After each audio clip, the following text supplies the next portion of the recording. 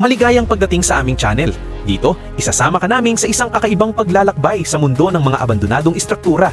Sama-sama nating tuklasin ang mga bahay, gusali at iba pang lugar na niluma at kinalimutan ng panahon. Pinagsama-sama namin ang mga karanasan mula sa iba't ibang explorer upang mas maintindihan at maramdaman mo ang bawat kwento sa likod ng bawat sulok. Tara, samahan mo kami sa mga nakaraan at saksihan ang mga misteryong bumabalot sa bawat pader. Mag-subscribe, mag-like at i-on ang notification para updated ka sa mga bagong uploads araw-araw. Magandang umaga sa inyong lahat. Maligayang pagbabalik sa Brass of Decay. Kakagising lang namin dito sa gitna ng mga bundok ng Alps sa Switzerland. Sa tunog ng mga kampana ng baka sa background, parang eksena talaga sa pelikula. Parang mahiwagang lugar, di ba? Oo, talagang ganun. At oo, sasamahan ko kayo sa panibagong pakikipagsapalaran ngayon. Pupunta tayo sa isang abandonadong palasyo, hindi kalayuan mula rito. Mukhang napaka-amazing ng lugar na ito. Pero una, subukan muna nating magising ng maayos. Lagi akong nahihirapan gumising, pero dito mas madali ng konti. Pwede akong maglakad-lakad sa kagubatan dito. Titingnan ko kung makakahanap ako ng magandang tanawin mula sa gilid ng bundok. Ang ganda ng lugar na ito. May mga bangko kung saan-saan para magpahinga habang nagha-hike. Para sa akin, ito ang tunay na pamumuhay. Tingnan ninyo ito, ang napakalawak at halos hindi magalaw na tanawin sa harap ko. Napakaganda. Ito ang dahilan kung bakit ako bumili ng van para maglakbay sa mundo at sa Europa. Para matulog sa mga lugar na ganito. Mas maganda ito kaysa gumising sa isang hotel room, malayo ang agwat. Gustong-gusto ko ito, bawat segundo. Wow, may picnic setup pa dito sa tuktok ng bundok. Kagabi, nagpiknik kami sa mesang ito. Ngayon, oras na para sumakay ulit sa van at pumunta sa panibagong adventure. Excited na ako.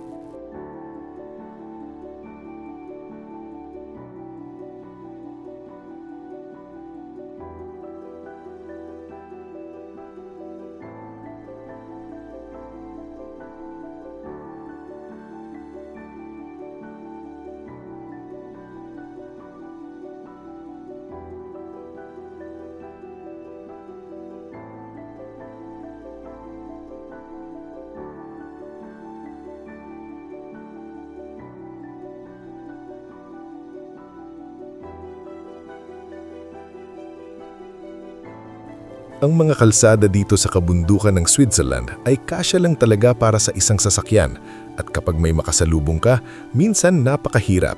May kailangang umatras o gumawa ng kakaibang maneuvers para lang makadaan. Nakakabaliw, pero masaya rin. Parang challenge at adventure ang pagmamaneho dito. Gusto ko rin naman. Tingnan mo, may paparating na kotse. Okay, tingnan natin kung anong gagawin natin. Kaya ba nating pumunta sa gilid? Ayun, kasya naman.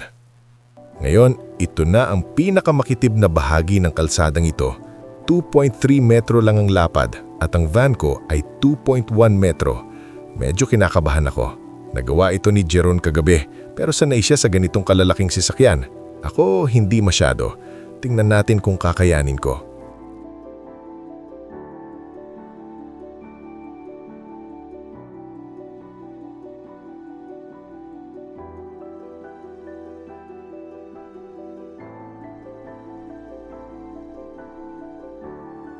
Sige, go.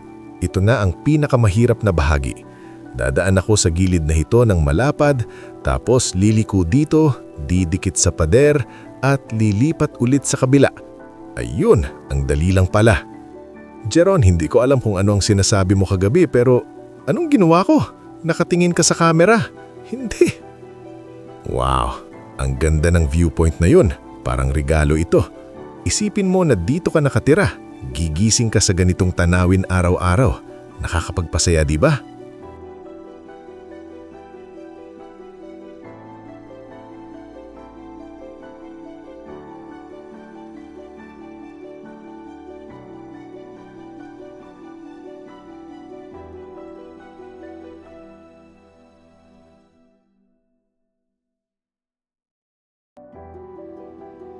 Ang isang palasyo ay tahanan din tulad ng iba. Dito nabubuo ang maraming alaala, pagmamahal at minsan ay alitan. Ganito rin ang nangyari sa marangyang palasyo ng pamilyang Giorgini mula sa Italy.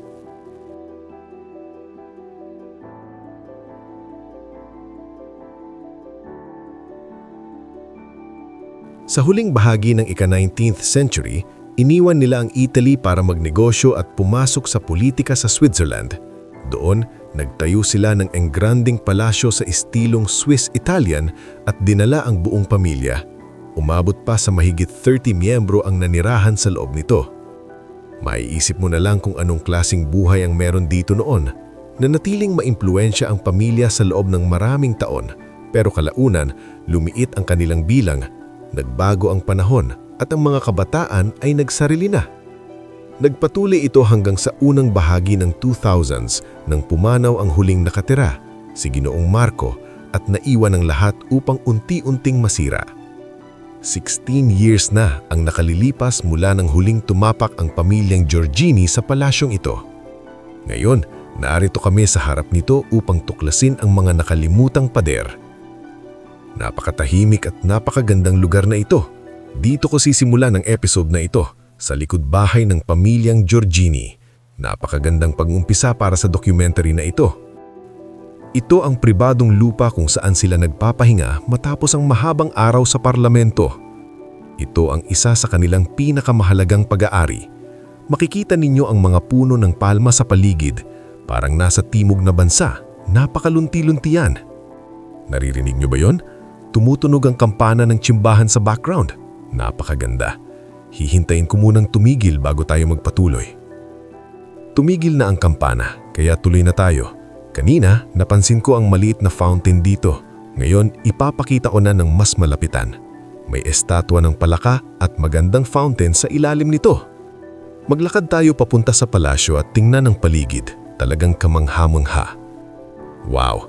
Maraming puno ang pinutol dito sa likod bahay. Hindi ko alam kung bakit. Ang sarap ng lakad na ito. Parang sabay-sabay tayong papunta sa palasyo. At ayan, unang sulit pa lang. Makikita ninyo ang dilaw na kulay sa labas. Karaniwan sa Spain at Italy, pero hindi sa Switzerland. Karaniwan kasi kahoy ang gamit nila, pero dito ay mas maraming konkreto. Tara, bumaba tayo sa hagdan at tingnan ng mas malapitan. Mukhang may bukas na door doon. May maliit na patio kung saan pwedeng mag-relax sa gabi, uminom ng wine. Ang ivy ay unti-unti nang bumabalot sa gusali. Talagang binabawi ng kalikasan ng sa kanya. Ano to? Maraming graffiti. Sayang naman. Bubuksan ko ang ilaw para mas makita niya. Ayoko talagang makita ng graffiti sa mga ganitang lugar. Nakakalungkot. Isang malaking imbakan ng tubig.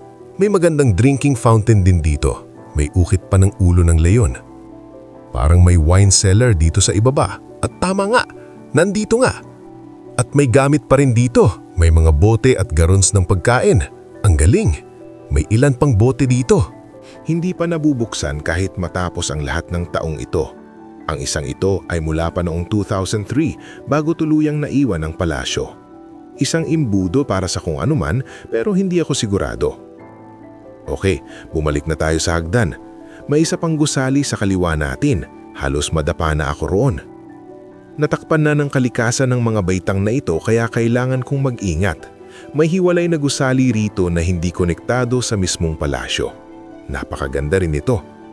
May tore pa ito at lahat-lahat. Tingnan ninyo yan. Ang galing, di ba? Sinubukan nilang gumawa ng mga sanga ng puno gamit ang konkreto, parang inukit mismo, at may hand drilling pa. Wow! Napakalaking gusali. Pasok tayo. Tingnan natin. Sa unang tingin parang wala lang, parang maliit na imbakan lang, pero may nakikita akong hagdan pataas. Subukan kong umakyat gamit ang hagdang ito papunta sa itaas. Mahirap umakyat habang hawak ang kamera, pero sige. Okay, nakaakyat na tayo. May paikot na hagdan paakyat sa tore.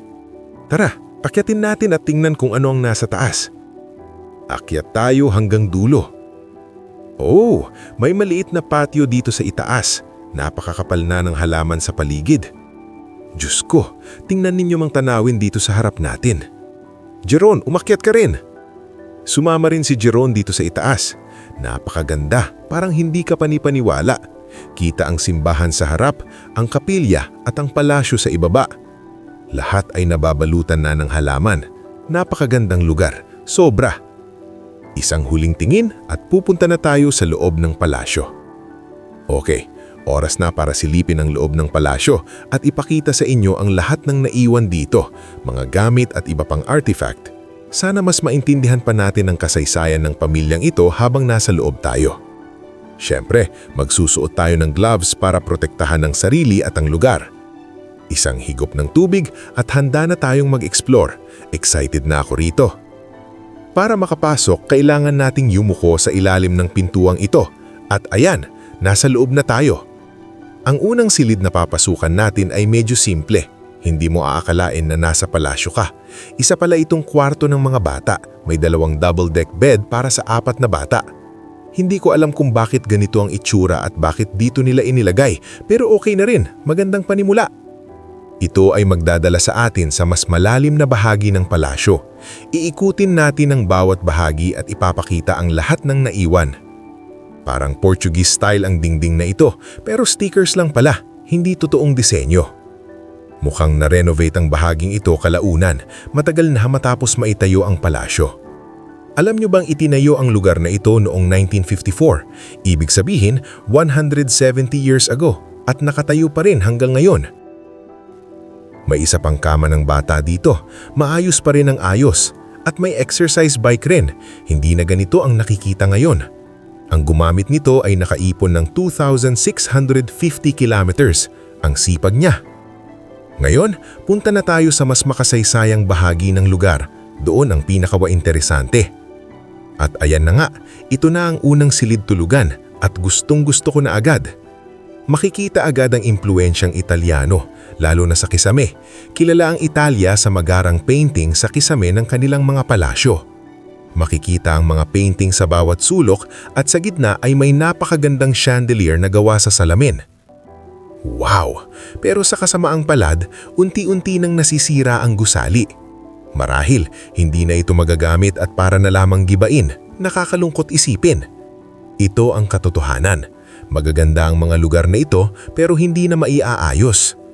Sa gitna ng silid, may 2 napakagandang kama, mga antigong piraso mula pa noon. Hindi ito slate beds, kundi typical na Italian beds na makikita sa Italia. Maayos pa rin ang ayos, may unan pa at parang may korona pa sa itaas.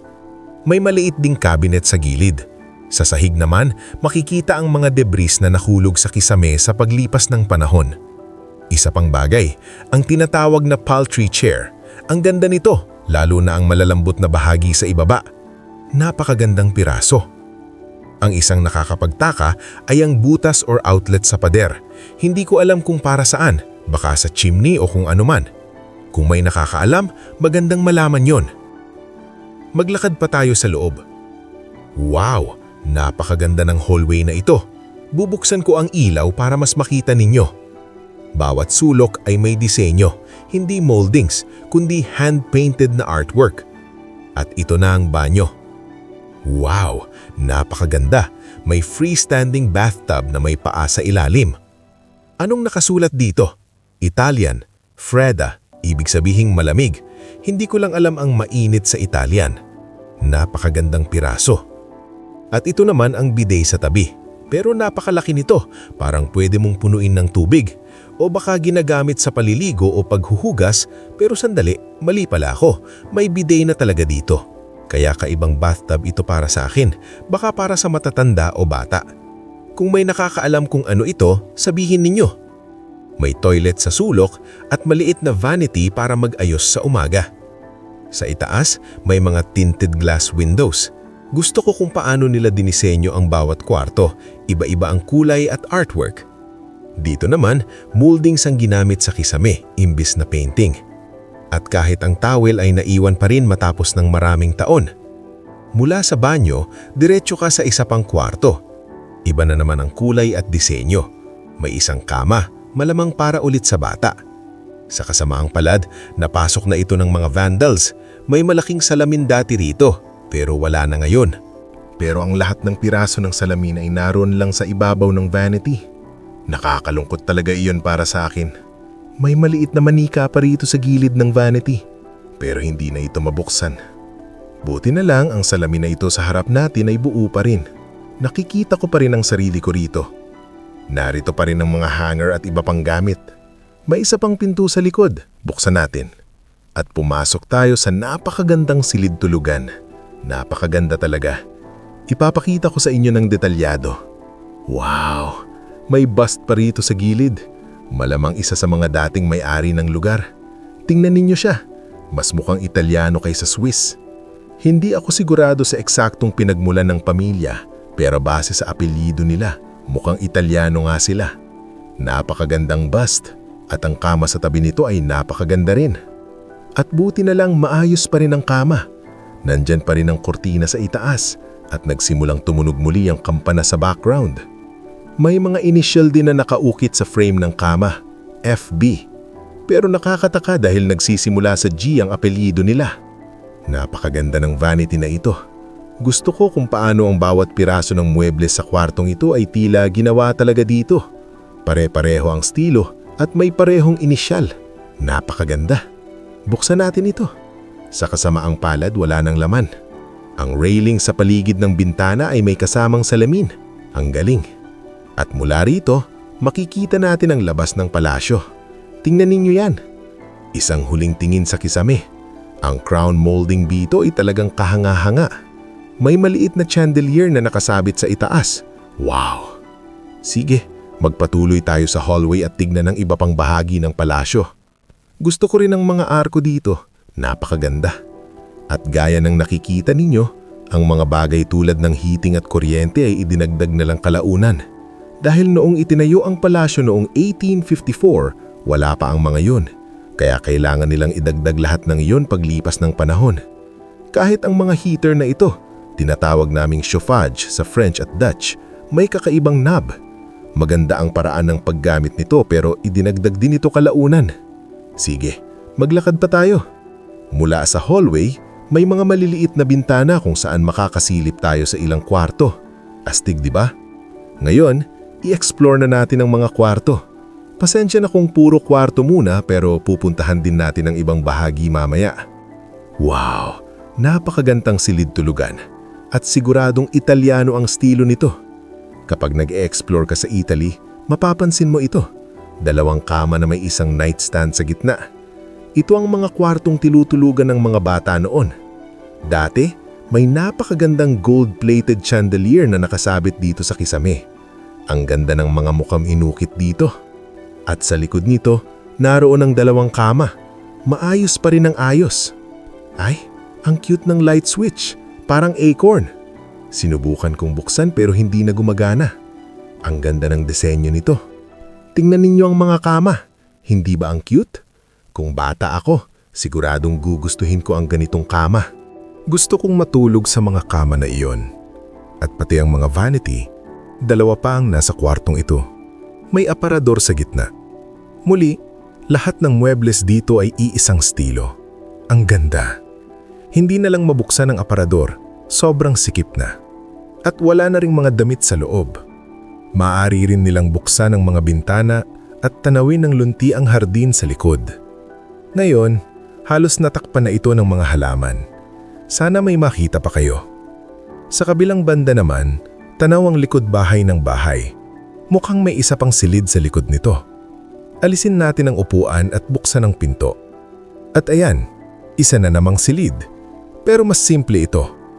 Isa rin itong kwarto ng bata, pero hindi ko alam kung bakit mas simple kaysa sa nauna. May chandelier ulit dito. Ang iba ay napakagarbo, pero ang iba naman ay simple lang. Pareho rin ang aparador dito gaya ng sa kabilang kwarto. Akala ko may salamin dito, pero butas lang pala ito sa pinto papunta sa hallway. Medyo kakaiba. Mukhang gawa ito ng vandalism. May sumira ng pinto para makapasok. Hindi dapat ganito ang pag-explore. Sana mas may respeto ang mga tao sa mga ganitong lugar. May mga hindi nakasulat na patakaran. Huwag sirain ang lugar para lang makapasok. Huwag galawin ang mga bagay. Mas maganda kung sinusunod ito ng lahat. Kaya nga pinoprotektahan ang mga lugar na ito at hindi basta-basta ibinubunyag ang lokasyon. Sana na-appreciate ninyo iyon. Inayos ko na ulit ang mga bagay sa tamang pwesto. Magpatuloy tayo. At ngayon, bumalik tayo sa hallway at tingnan ang natitirang bahagi ng palasyo. Wow! Napakagandang hallway. Italian style pero nasa Switzerland pa rin. Ang lubid sa tabi ng hagdan ay napakaganda rin at ang disenyo sa dulo talagang kahanga-hanga. Pero una, akyatin muna natin ang itaas. May hall tree dito. Pwede nilang sabitan ng coat at ilagay ang payong sa ibaba. Maganda rin ang disenyo nito at narito ang doorbell ng bahay. Pasok tayo sa silid na ito. Ang unang napansin ko ay ang napakagandang tiled stove sa harap natin. May disenyong bulaklak. Napaka-unique nito. Isa sa pinakamaganda na nakita ko. Napakaganda talaga. Mukhang maliit na sitting area ito. At nakakatawa, may bote pa ng alak sa mesa, katulad ng nakita natin sa basement mula 2003. May sofa sa sulok. Isang upholstered sofa, may radiator sa tabi at maliit na cabinet. May isa pang simpleng silid, may kamalong sa sulok at diretso tayo sa isa pang kwarto. Mukhang parang 4-poster bed ito, pero hindi pala. 4 lang na poste. Maganda ang disenyo ng mga leon sa harap. May basag na salamin na naman, gawa ng vandals. Nakakalungkot talaga. Buksan natin. At isa na naman ng napakagandang silid. Isang kama lang. Ibig sabihin, isang tao ang natutulog dito. Muli, lahat ng muebles ay magkakatugma, nakakadagdag ng karakter. Ipinapakita rin nito na mayaman at makapangyarihan ng mga nakatira rito. Maayos pa rin ang kama, may nightstand sa tabi. Pero ang pinakakahanga-hanga ay ang mesa na nakapaloob mismo sa pader. Mahaba ito, may 2 drawer, at may upuan kung saan pwedeng magtrabaho. Parang nakikita ko pa ang dating may-ari na nagtatrabaho dito. May mga librong literatura sa dulo. May vanity rin dito at isang magandang aparador na tugma sa lahat. Pero may isang muebles na hindi bagay dito. Hindi ko alam kung bakit nila inilagay. Nakakasira ng itsura ng kwarto. Mula sa hallway, may isa pang bahagi sa kaliwa na papunta sa ibang seksyon ng palasyo. Buksan natin ang unang silid. Shower area pala ito. Maliit lang. May hagdan din paakyat. Akyatin muna natin bago bumaba. At napunta tayo sa ibang bahagi ng palasyo. May bangku sa gilid kung saan pwedeng mag-imbak ng gamit. Wow! Attic na ito. At may mas marami pang kwarto dito. Ilang tao kaya ang tumira dito? Ang dami! Maraming libro rito. At may magazine mula pa noong 1924, gawa ng isang French company na na-feature ko rin sa ibang castle. Isa itong ulumyang uri ng balita, informasyon at advertisement. Marami ring mga aklat dito. May maliit pa silang library sa likod. Ang mga librong ito ay napakaluma, maaring daanan-daanang taon na ang tanda. Sa ibaba naman, may mga rulyo ng wallpaper.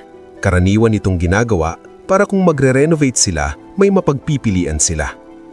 Sa bahaging ito, wala masyadong laman.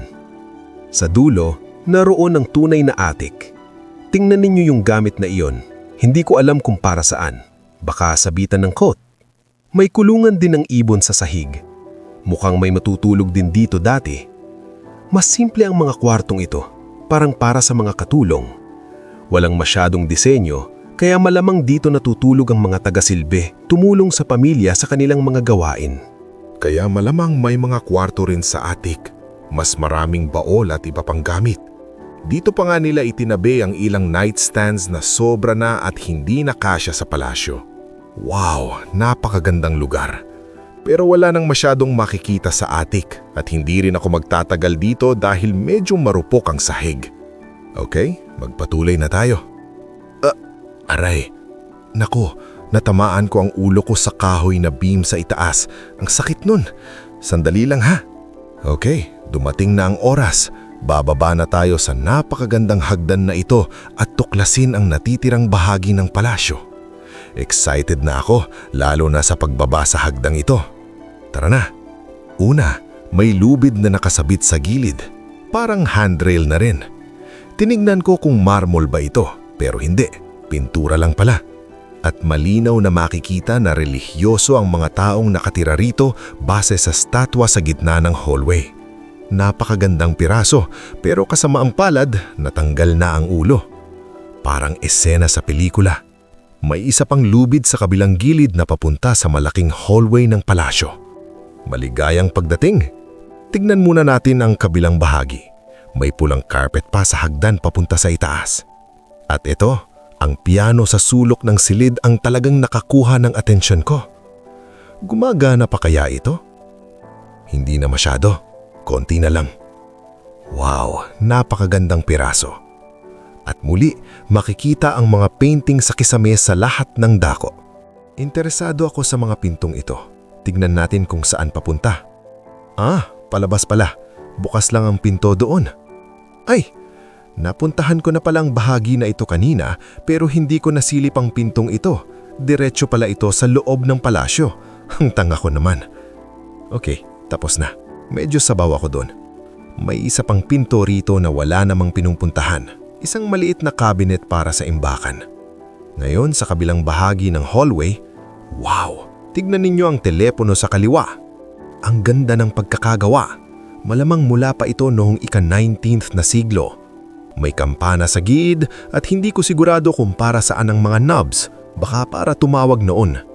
Nakakatuwang tignan, may paikot na handle pa sa gilid, marahil iniikot para mag-start ng tawag.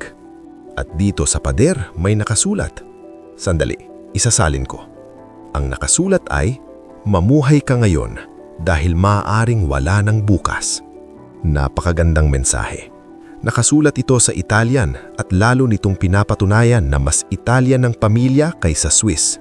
Araw-araw kong sinusunod ang linyang ito at sana kayo rin. Isang napakagandang paalala. Sige, magpatuloy tayo. Isang huling tingin at tuloy na tayo. Sa dulo ng hallway may ilang bangko. Bukas ang bintana at may napakagandang chandelier rin dito. Ang naririnig ninyong ugong sa likod ay paparating na bagyo. Papalapit ng papalapit habang nag-e-explore ako. Medyo nakakatakot. Makikita rin ang ivy na pumapasok na sa loob ng gusali. At muli, napapalibutan tayo ng magagandang painting sa kisame. May orasan dito dati sa pader pero wala na ang mismong mukha ng orasan. Ang ganda ng maliit na asul na chandelier dito sa silid na ito at may crown molding pa sa itaas. Isa itong maliit na sitting area kung saan pwedeng magpahinga sa gabi. May mga antigong upuan sa paligid ng maliit na mesa. Tignan din natin ang mga tinted glass windows. Wow! Pumasok tayo sa isa pang silid. Kakaiba ito, lalo na ang kisame. May mga ibon na ipininta, pati mga prutas tulad ng ubas at melon. Ito marahil ang mga ani sa paligid ng gusali.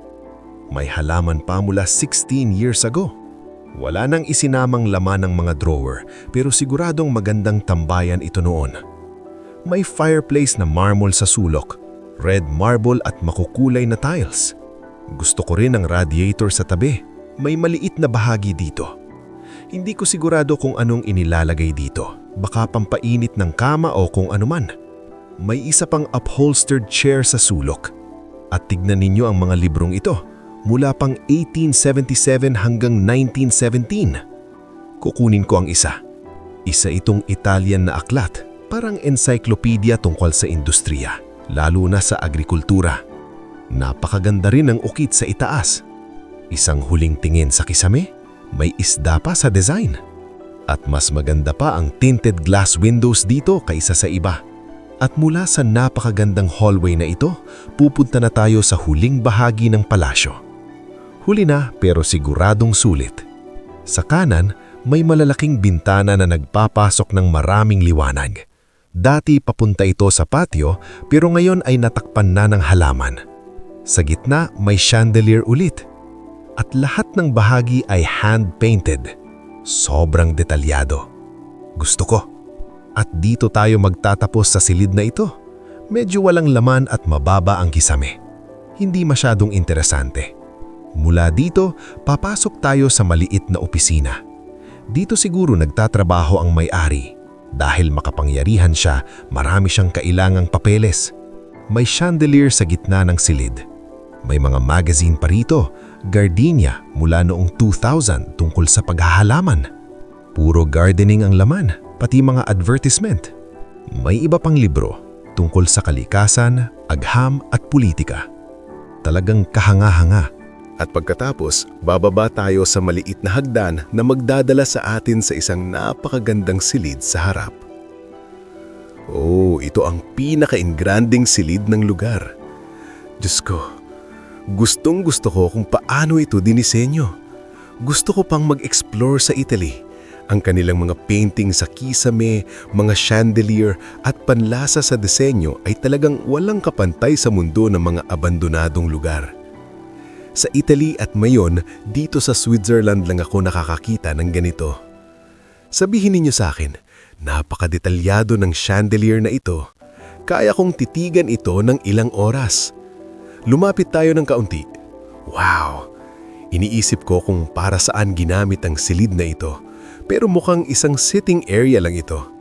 Siguro dati ay may malaking hapagkainan sa gitna kung saan sila nagdi-dinner.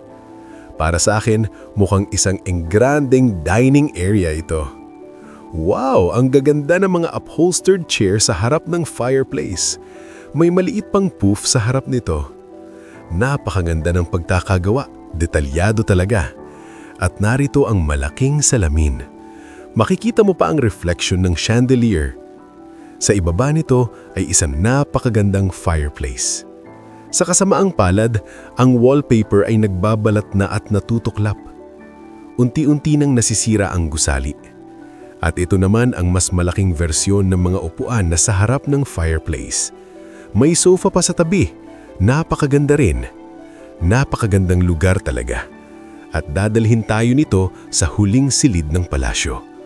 Isa na namang maliit na sitting area pero hindi ito basta-basta.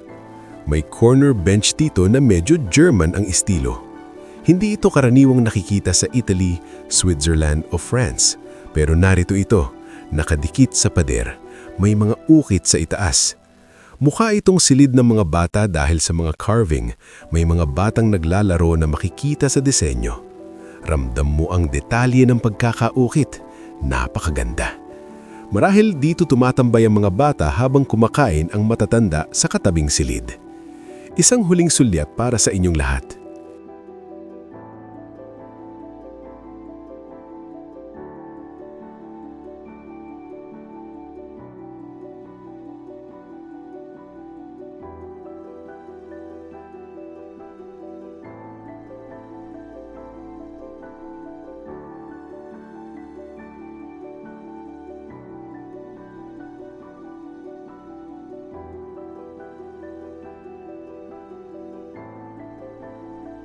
At dito, sa magandang corner bench na ito, magpapasalamat ako sa inyong lahat sa panonood.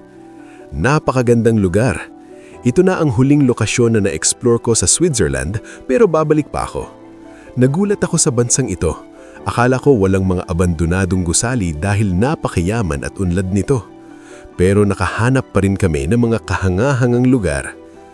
Kung nagustuhan nyo ang episode na ito, mag-like kayo at mag-subscribe kung bago kayo dito. Libre lang yon at makakatanggap kayo ng notification kada linggo sa mga bagong episode. Mag-iwan din kayo ng komento. At kung may kaunting tulong kayong maibibigay dahil hobby ko lang ito, may Patreon link sa description. Doon nyo kami matutulungan na makapaglakbay at makapag-explore pa ng ganitong lugar sa buong mundo. Maraming salamat sa inyong lahat at magkikita-kita tayo ulit sa susunod na linggo para sa panibagong epic adventure. Paalam! Mahal ko kayo! Sana'y nasiyahan kayo sa ating exploration. Huwag kalimutang mag-subscribe para sa mas marami pang adventures na tulad nito at i-click ang notification bell para updated ka sa bawat bagong video. Siyempre, i-like at i-share na rin ang video na ito sa inyong mga kaibigan.